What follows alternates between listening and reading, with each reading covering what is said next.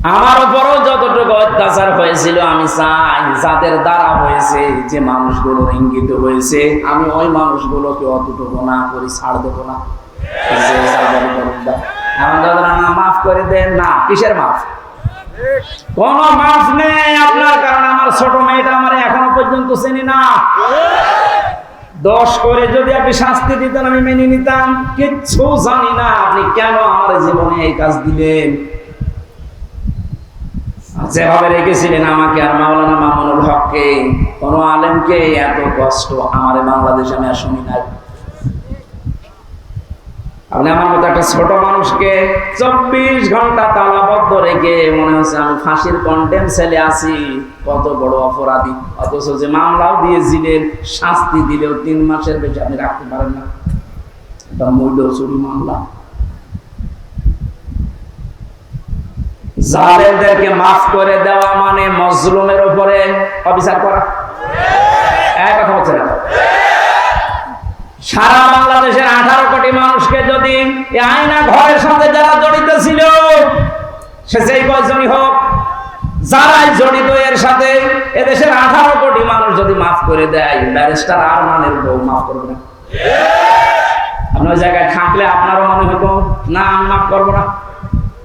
আপনি যদি প্রথমেই বলে দিতেন যে তাকে মেরে ফেলেছি, মেয়েটা অন্য জায়গায় বিয়ে করতে পারতো। এক কথা বলছেন না?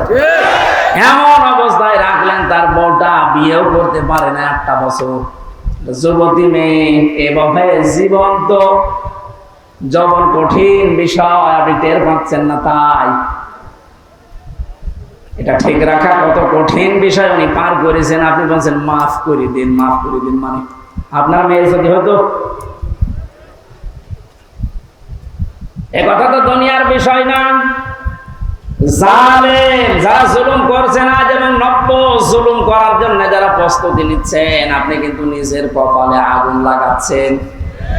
আল্লাহর ঘরের ভেতরে যদি আল্লাহর নাম, আল্লাহর কোরআনের কথা কেউ বলতে নিষেধ করে, এটা দুনিয়ায় সব চাইতে বড় জালিম। তাকবীর, নারায়ে তাকবীর। ইসলামের শত্রুরা হুঁশিয়ার সাবধান, ইসলামের শত্রুরা হুঁশিয়ার সাবধান। নারায়ে তাকবীর। এবার একটা কঠিন আয়াত বলছি, খুব ভয়ঙ্কর এটা। আমি যে জালেম জালেম জালেম বলছি বারবার, কেন জানেন? কারণ জালেমদের বিরুদ্ধে আল্লাহ নিজে অভিযোগ দায়ের করবেন, নিজে মামলা ঠুকে দেবেন। ইন্নামাস সাবিলু আলাল্লাযীনা ইয়াযলিমুনান নাস। সূরা শুরার 42 নম্বর আয়াত প্রথম অংশে আছে আল্লাহ পাক বলেন, অবশ্যই আমি আল্লাহ নিজে মামলা দেব জালেমের বিরুদ্ধে, যারা মানুষ হয়ে মানুষের উপরে জুলুম করেছে, অত্যাচার করেছে। এদের বাংলার জালেমেরা আপনার দুনিয়ার জীবন শেষ, আর আখিরাত তো আপনি আল্লাহর মামলার আসামি। যিনি বিচারপতি, যিনি রায় দেবেন, তিনি যদি মামলার বাদী হয়, আপনি তো একেবারে সরাসরি খালাস পেয়ে যাবেন। বলেন না কেন? আমার মামলার যারা আসামি বাদী ছিল, যারা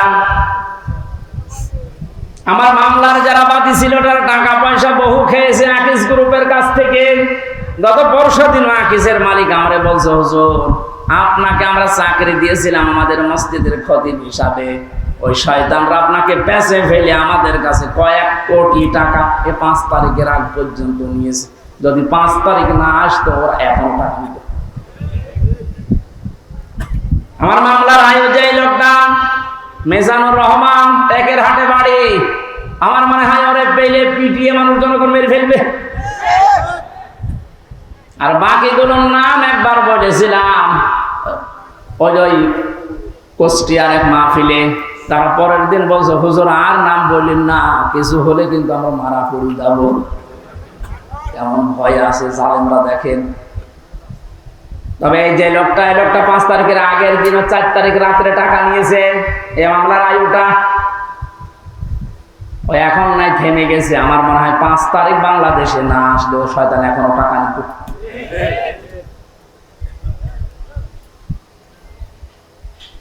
আপনারা তো আল্লাহর মামলার আসামি, আমার মামলা কত গত বৃহস্পতিবারে সব ঢিসমিস হয়ে গেছে, খারিজ করে দিয়েছে। বিচারপতি দেখে বলছে এটা মামলা হলো, অথচ ওই বিচারপতি 5 তারিখের আগে বলতো এটা কিছু করা যাবে না। 5 তারিখের পরে এখন এই বৃহস্পতিবারে নিজে দেখে বলছে কি বিচার করবো, কোনো মাল নেই। অনেক নিজে পড়ে পড়ে দেখছে, বলছে কোনো মাল ম্যাটারেস নেই, কি দেখে বিচার করবো, যা সব বাদ, আমাদের সবাইকে খালাস দিয়ে দিয়েছে। এই যে খালাসি যখন দিয়ে দেবেন, তো 3 বছর আপনি বিনা কারণে জেল খাটালেন, কোন কারণে? খালাস দেওয়া মানে কি কোনো অপরাধ নেই, কোনো দোষ আমরা পাইনি নাকি? খালাস দেওয়া মানে তো এই, তাহলে দোষ তো আমার নেই, আপনি নিজেই প্রমাণ করে দিলেন বিনা কারণে যে 3টা বছর নষ্ট করলেন। গতকালকে একজন মুসলমান হয়েছে পরশুদিন। আমার মনে হয় 3টা বছরে যদি আমি বাইরে থাকতাম, এই 20 সালের আগ পর্যন্ত 53 জন মানুষ মুসলমান হয়েছিল কোরআন শোনার পর। বের হয়ে একজন হয়ে গেল। 3 বছর থাকলে আমার মনে হয় এখনো পর্যন্ত 50 জনের উপরে মানুষকে আমি জান্নাতে দিতে পারতাম। আপনি সুযোগ থেকে বঞ্চিত করে দিলেন। এখানে জালেম যারা, তারা হামজার মামলার আসামি না। হামজার মামলার আসামি তো হবে নেই, কিয়ামতে আমি না পাবো, আপনি জান্নাত দিতে পারবেন না। আর সবচাইতে বড় দুঃখ আপনার জন্য, আপনি আল্লাহর মামলার আসামি। আল্লাহ আমাদের হেফাজত করুন জালেম হওয়া থেকে, বলেন আমিন। আমিরে জামাত শুধু একবার একটু ইঙ্গিত দিয়েছে, বেশি আর কোন জালেম যেন আমাদের মাথার উপরে বসতে না পারে। আর অনেকের এখন দেখছি চুলকানি আরম্ভ হয়ে গেছে। কারণ আপনার চুলকানি আসবে, আপনি কি জালেম? তার মানে আপনি নিজের থেকেই মনে মনে ভাবছেন যে আমি এগুলো করছি, সামনেও করব, আপনিও জালেম। ঠাকুর ঘরে কে রে? আমি তো করা খাই। অনেকে আপনার নাম বলে বলেছে, বলেন কোন কারণে নিজের দিকে টেনে নেন?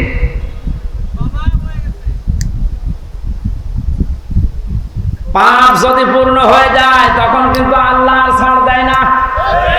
ওয়ালা ইয়াহসাবান্নাল্লাযীনা কাফারু আন্নামা নুমলি লাহুম খায়রুল লিআনফুসিহিম ইন্নামা নুমলি লাহুম লিয়াজদাদু ইসমা ওয়া লাহুম আযাবুম মুহিন। কাফেররা ধারণা করে আমাদের চেয়ার যে বসে আছি, ক্ষমতার চেয়ার, এর নরম চড়ন নেই, এটা মনে হয় আল্লাহ ভালোবেসে আমাদেরকে দিয়েছে। আল্লাহ বলেন না, ওরা মনে করে আমাদের কল্যাণের জন্য এই চেয়ার, আমরা যা করছি সবই তো বৈধ। আল্লাহ বলেন তোদেরকে তোদের পাপের বোঝাটা পরিপূর্ণ করার জন্য আমি আল্লাহ এই চেয়ারে বসিয়ে রেখেছি। ওরা সর্বশেষ পাপের বোঝা পরিপূর্ণ করেছে ইসলামী আন্দোলন, একামতে দিন, জামাত ইসলামকে নিষিদ্ধ করার মাধ্যমে। এটা না করলে পাপের বোঝা পরিপূর্ণ হচ্ছিল না। যে শয়তানগুলোর পরামর্শ এটা করেছিল, শয়তান এখন সব ডিম খাচ্ছে, সবগুলো ডিম খাচ্ছে, পচা ডিম। এখন বলে না কেন লিয়াজদাদু ইসমা, ওদের পাপের বোঝা 5 তারিখের আগ পর্যন্ত পূরণ হয়নি। যেই করেছে 1 তারিখে, 4 তারিখের ভেতরে আল্লাহ সব কপিল মহিন, ওদের জন্য অপমানজনক শাস্তি। এর চাইতে আর কত অপমান হবে বলেন? বলছিলেন না তানজিল আহমেদ যে কেক মারছে, আমার মনে হয় আমরাও সুযোগ পাচ্ছি না, সুযোগ পেলে আমরাও 2-1টা দিতাম। কারণ আপনারা যা করেছেন আমার সাথে, কম বেশি এই দেশে যদি 10 জন আলেমকে পরিস্থিতির দিক থেকে, এলেম আমল না, শুধু পরিস্থিতির দিক থেকে 10 জন মানুষকে সারা বাংলাদেশে চেনে, তার ভেতরে আমি একজন। এটার ভেতর থেকে শুনতে শুনতে আসে যে হামজা বলে একজন আছে। গাড়িতে আসার সময় মায়ের কোলে বসে বসে কি খাচ্ছে, চিপস খাচ্ছে, আর বসে বলছে হামজা বাস। তার মানে ও পেটের ভেতরে শুনে এসেছে যে হামজা নাম একজন আছে। এইরকম একটা পরিচিত মানুষের সাথে আপনি আমার মাজায় দড়ি দিয়ে, মায়ের ভেতরে বেড়ি দিয়ে, তাও ডান্ডা বেড়ি, হাতের ভেতরে আপনি হ্যান্ডকাপ দিয়ে, কালো কাপড় দিয়ে চোখ বেঁধে আপনি 11 ঘন্টা টাঙিয়ে রাখলেন, আপনি মানুষ। আবার যখন দড়ি দিয়ে টেনে নিয়ে যেত আদালত প্রাঙ্গণে, মনে হতো যে ছাগল টেনে নিয়ে যাচ্ছে। আর কয়েকতলা আছে তো, ওই অন্য জায়গা থেকে একে অন্যের সাথে তাকিয়ে টিপ্পনি কাটতো, ঠিকই হচ্ছে। এবার আমরাও বলি যে ঠিকই হচ্ছে। ওই আপনি সব বলেন, আপনি সব বলেন।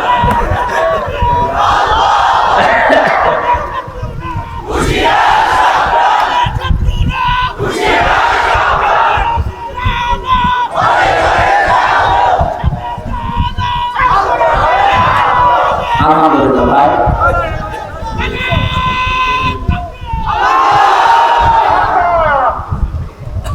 আমাদের মুরব্বী আমাদের মাথার কাছের কথা মতো আপনাদেরকে আমরা মাফ করে দিলাম, কিন্তু আপনারা যা করেছেন কোরআন হাদিস পড়ে যা বলছি, আল্লাহ আপনাদের মাফ করবে না, আল্লাহ নিজে আপনাদের বিরুদ্ধে মামলা দেবে।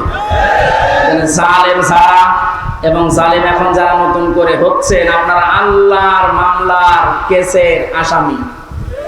খুব গুরুত্বপূর্ণ বিষয়, এটা খেয়াল করে জীবন চালাবে।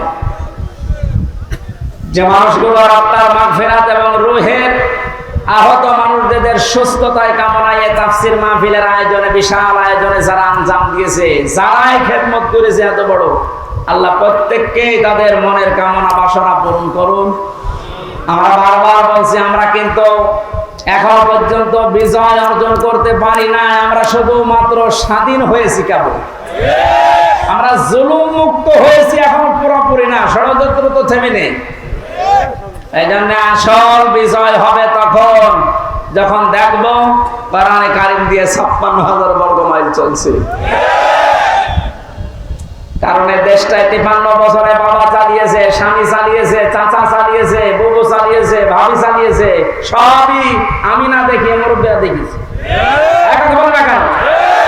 শুধুমাত্র এখন দেখতে বাকি আছে এইটা দিয়ে চললে কেমন লাগে, এইটা দিয়ে যেন সংসদ চলে, দেশটা চলে, দেখতে চান না?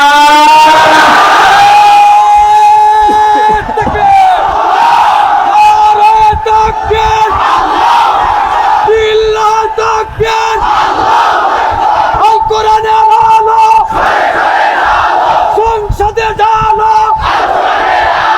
আল কোরআনের আলো, সংসদে জানো সৈরাচারীর আস্তানা, এই যাত্রা হবে না। অনেককে এখন এই নতুন একটা পায়তারা আজ 2 দিন থেকে শুনছি আরম্ভ করেছে যে ইসলাম যদি যায়, এরা ভুলভাল আপনাদেরকে বোঝাচ্ছে, যদি ইসলাম যায় মেয়েরা আপনারা কিন্তু আবার ঘরবন্দি হয়ে যাবে। এই জুজুর ভয় দেখিয়ে লাভ নেই, মেয়েরা এখন বুঝতেছে। আপনি স্ট্যাটাস গুলো পড়েন ফেসবুকে, অধিকাংশ মেয়েরা এখন বলতে চাচ্ছে ইসলাম আসলে আমরা মায়ের কোলে থাকবো। আমিরে জামাত ঘোষণা দিয়েছে, যদি আল্লাহ আমাদেরকে কবুল করেন, মেয়েরা যে নিরাপত্তা পাবে, কিয়ামত পর্যন্ত এই দেশের মেয়েরা বলতে পারবে না যে আবার কোরআন বাদে অন্য কিছু আসে। এটা দেখাতে চাই, দেখাবো ইনশাআল্লাহ। কোরআনের সূরা সূরা, সূরা মানে সংসদ, সূরা মানে কি?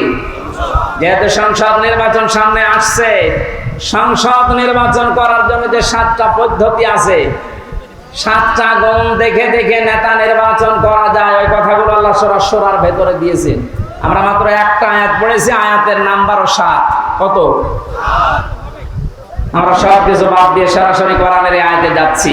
আল্লাহ পাক বলেন, ওয়াকাযালিকা আওহাইনা ইলাইকা, আমি এইভাবে করে হে নবী আপনার প্রতি ওহী নাযিল করেছি। এই আয়াত নাযিল করা দেখে বোঝা যাচ্ছে এর আগেও আল্লাহ বিভিন্ন নবীদের উপরে ওহী দিয়েছিলেন, নাকি? ধারাবাহিকতায় বিশ্ব নবীও পেয়েছেন। আল্লাহর নবীকে আল্লাহ যেটা দিলেন কোরআনান আরাবিয়্যা, নবীকে যে আল্লাহ ওহী দিয়েছেন তার নাম আরবি কোরআন। কি কোরআন? এই ভাষাটা যেহেতু আমাদের মাতৃভাষা না, এই জন্য আমাদের কাছে একটু কঠিন লাগে, কিন্তু পৃথিবীতে সবচেয়ে সহজ ভাষা আল্লাহ জানিয়েছেন আরবি ভাষা। ওহী যে কোরআনে কারীম আরবি ভাষায় এসেছে, মুসলমানেরা আমাদেরকে এখন ইমানের দাবি অনুযায়ী আরবি ভাষায় শুদ্ধ করে কোরআন শিখতে হবে, মাস্ট বি। আমি অনেক পীর সাহেবের মুরিদ, অনেক ইসলামী আন্দোলনের ভাইদেরকেও দেখেছি কোরআনে কারীমের কাছে যে ওরা দুর্বল। শুদ্ধ করে কোরআন পড়া বোঝার যে সিস্টেম গুলো চালু আছে, এটা 100 ভাগ এখন আমাদের ফলো করা লাগবে। আমি যতটুকু দেখতেছি প্র্যাকটিক্যাল লাইফে, যে রিপোর্টগুলো পূরণ করা হয় প্রতিদিন 3 আয়াত 5 আয়াত 10 আয়াত আপনি যা পড়বেন শুদ্ধ করে পড়বেন, বুঝবেন এবং এটা লিখে রাখবেন। এই সিস্টেম যদি কেউ 4 মাস 6 মাস 1 বছর পালন করতে পারে, আস্তে আস্তে তার শুদ্ধ হয়ে যাবে। আর এটা হওয়ার জন্য দেশে একটা বিশ্ববিদ্যালয় আছে, তার নাম জামাতে ইসলামী। আমি অন্য কোন জায়গায় এসে সিলেবাসটা পাইনি। আপনি যা যা করেছেন সবগুলো পয়েন্ট আকারে ওখানে লেখা লাগে। আপনার জীবন এমনি পরিশুদ্ধ হয়ে যাবে। নিজেকে যদি পবিত্র করতে চান, পরিশুদ্ধ করতে চান, ফিরে আসেন। আহ্বান জানাচ্ছি, দাওয়াত দিচ্ছি। নয়তো আবার বলবেন যে আল্লাহ আমি দাওয়াত পাইনি। এই জন্য দাওয়াত দিয়ে দিলাম। যদি বিশ্ববিদ্যালয়ে পড়ার ইচ্ছা থাকে, আপনি মূর্খ মানুষ হন, অসুবিধা নেই। বিশ্ববিদ্যালয়ে যদি পড়াশোনা করার মন মানসিকতা থাকে, ইচ্ছা থাকে, বাংলাদেশ জামাতে ইসলামীতে আপনি যোগ দিয়ে পড়া দেখবেন বিশ্ববিদ্যালয়ের মতো জীবন ঠিক ওই ধাঁচে গড়ে তুলবে। একটা মানুষ সব দিক থেকে পারদর্শী হয়, অথচ লোকটা দেখেন ডাক্তার। আজকে কুষ্টিয়াতে ভাষণ দেওয়ার সময় তিনি উদাহরণ দিচ্ছিলেন, মনে কিন্তু একটা সার্জন ডাক্তার অপারেশন করতেন। তার মানে ডাক্তারি লাইনে উনি সর্বোচ্চ। কোরআনে কারিমের লাইনে তো আমি নিজে দেখেছি তার জ্ঞানের বহর এবং শুদ্ধ। হাদিসের লাইনে উনি পাণ্ডিত্য অর্জন করেছে অনেক, আমাদের মতো হাজারো আলেমের চাইতেও বেশি। ইংরেজিতে বক্তব্য দিচ্ছে। অনেকে আছে ইংরেজি বক্তব্য দূরের কথা, ইংরেজির নাম শুনলে ভয় পায়। কথা বলছে না, চারিদিক থেকে জ্ঞান অর্জন করার জন্য লোকটাকে যে জায়গা থেকে তুলে এনে নিয়ে এসেছিল আল্লাহ, ওখানে যদি এতদিন থাকতেন বড় নাস্তিক হয়ে যেতেন ইনুর মতো। সেখান থেকে আল্লাহ তুলে এনে কত বড় দায়িত্ব দিয়েছে তার মাথার উপরে। এই জন্য এই বিশ্ববিদ্যালয়ে আপনিও ভর্তি হতে পারেন, এখনো সুযোগ সময় আছে। আপনাকে আমরা জান্নাতে নিয়ে যেতে চাই বিশ্ববিদ্যালয়ে ভর্তি হওয়ার মাধ্যমে। সাফ কথা বলছি, জীবনে গুনাহগার যদি হয়ে থাকেন, গুনাহ অল্প স্বল্প যায় থাক, যদি ইকামতের দিন কায়েম করা লাগবে দিন, এই আন্দোলনের সাথে একনিষ্ঠভাবে ইখলাসের সাথে লেগে থাকতে পারেন, আমি কোরআন হাতে নিয়ে গ্যারান্টি দিতে পারি আল্লাহ আপনাকে জাহান্নামে দেবে না। সূরা সফের আয়াত। আবার বলছি, ইসলামী আন্দোলন যদি দুনিয়ায় করেন, ইকামতের দিন কায়েম করার জন্য ইখলাসের সাথে অ্যাক্টিভিটিস নিয়ে যদি ময়দানে থাকেন, কায়েম হলে ভালো, না হলে আপনার অসুবিধা নেই।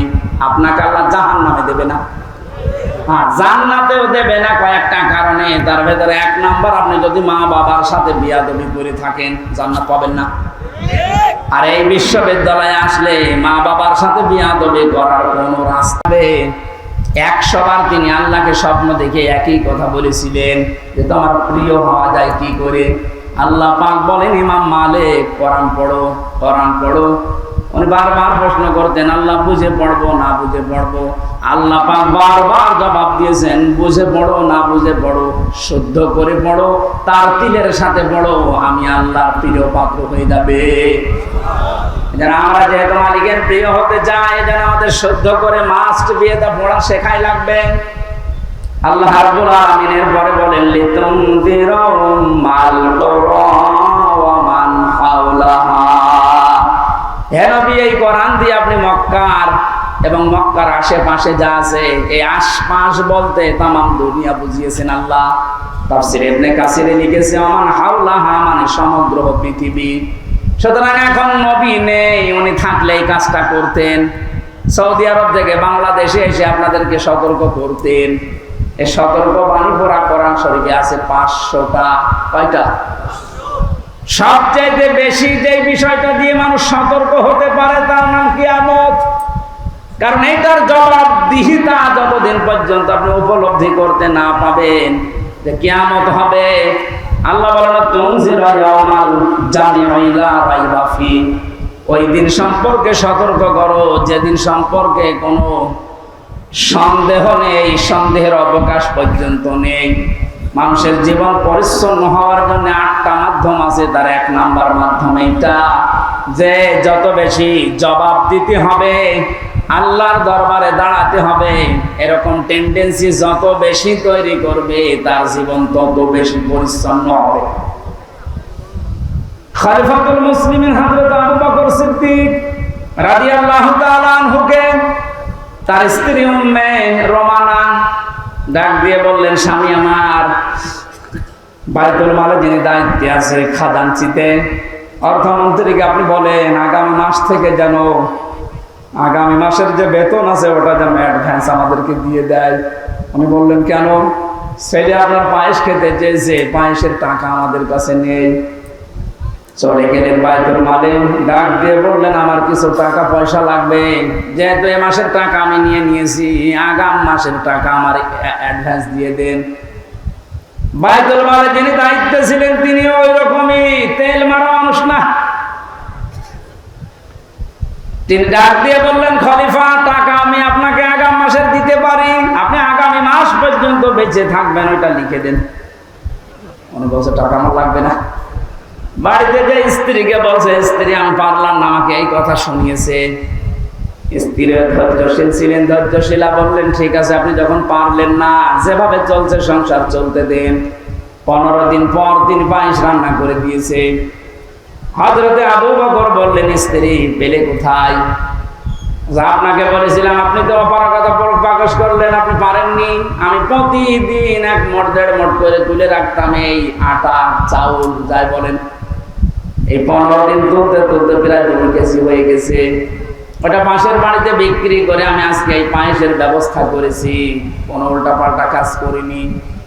উনি বললেন, ঠিক আছে সন্তান আব্দুল্লাহ, ভালো করে খাও। দৌড় দিয়ে চলে গেলেন বাইতুল মালের খাজানচির কাছে, বললেন, বাইতুল মালের দায়িত্বে আছো, অর্থমন্ত্রী, আগামী মাস থেকে আমার বেতন যদি 12,000 টাকা দিতে থাকো তো 2,000 টাকা। কেন? কারণ 10,000 টাকা হলেও আমার সংসার চলে, এটা আমি দেখেছি।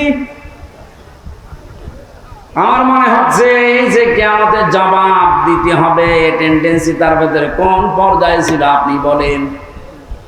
আর 1628 জন মানুষ দায়িত্বে আছে, দায়িত্বে যে সরকার আছে থাক, এর এই 1628 জন মানুষ শুধু এখন যদি আবু বকরের মতো চিন্তা নিয়ে দেশটা চালায়, আমার মনে হচ্ছে 16 ঘন্টায় এই দেশটা একেবারে রোল মডেল হয়ে যাবে। এতদিন যারা রোল মডেল করেছিল, কি মডেল দেখিয়েছেন আপনি? কি মডেল দেখিয়েছেন? এটা তো জরিপ পেলাম আজকে, এটা শোনালে আপনার মাথা খারাপ হয়ে যাবে। বলছে 2009 সালে পিলখানার নির্মম হত্যাকাণ্ড, আমার সাথে 1500 জন মানুষের, তার ভেতরে আমার মনে হয় 900 মানুষকে তো আমি পরিচয় করেছিলাম বিডিআর বিদ্রোহের নাম দিয়ে। এই 14-15 বছর বেকার তারা জেল খাটতেছে, কিচ্ছু জানে এমনও মানুষ আছে। পঞ্চগড়ে এক মুরব্বীর সাথে পরিচয় ছিল, বলছে আমি রিটায়ার করবার 1 মাস পরে হয়তো 15 বছর 14 বছর আমি জেলে আছি। 2013 সালে হেফাজতের কর্মীদের শাপলা চত্বরে যে নির্মম হত্যাকাণ্ড, 2014 সালে একক নির্বাচন, 2018 সালে কোটা আন্দোলনকারীদের নির্মম নির্যাতন, 2018 সালে নিরাপদ সড়ক আন্দোলনকারীদের নির্মম নির্যাতন, 2018 সালের নির্বাচনী গায়েবী ভোট, বিরোধী দলীয় নেতা কর্মীকে গুম, খুন, হত্যা এবং আয়নাঘর, 11 লক্ষ কোটি টাকা বিদেশে পাচার, তার ভেতরে এক দরবেশি 36,000 কোটি টাকা। এটা 11 লক্ষ কোটি। দলীয় প্রয়োজনে পুলিশকে ব্যবহার, বাক স্বাধীনতা কেড়ে নেওয়া, সর্বশেষ 2024 সালে কোটা আন্দোলনের নামে গণহত্যা। এর একটা অস্বীকার করতে পারবেন? আমি দেয়নি, বিবিসি দিয়েছে জরিপটা।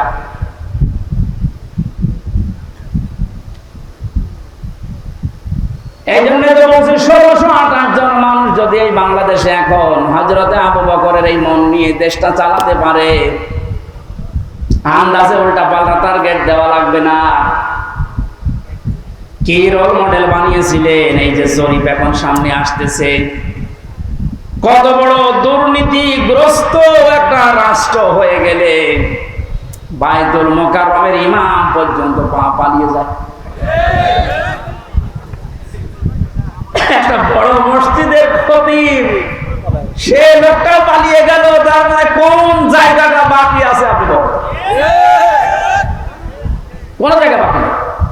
একটা মসজিদের খতিব যদি পালিয়ে যায়, আসলটা তো পালিয়েছে, মসজিদের খতিব পালিয়েছে, তার মানে তামাম দুনিয়া দেখেছে যে আপনি কোন পর্যায়ে দুর্নীতিকে নিয়ে গিয়েছিলেন। আর রোল মডেল বানিয়েছেন বাংলাদেশ। রোল মডেল হবে হযরত আবু বকরের চিন্তা নিয়ে আসেন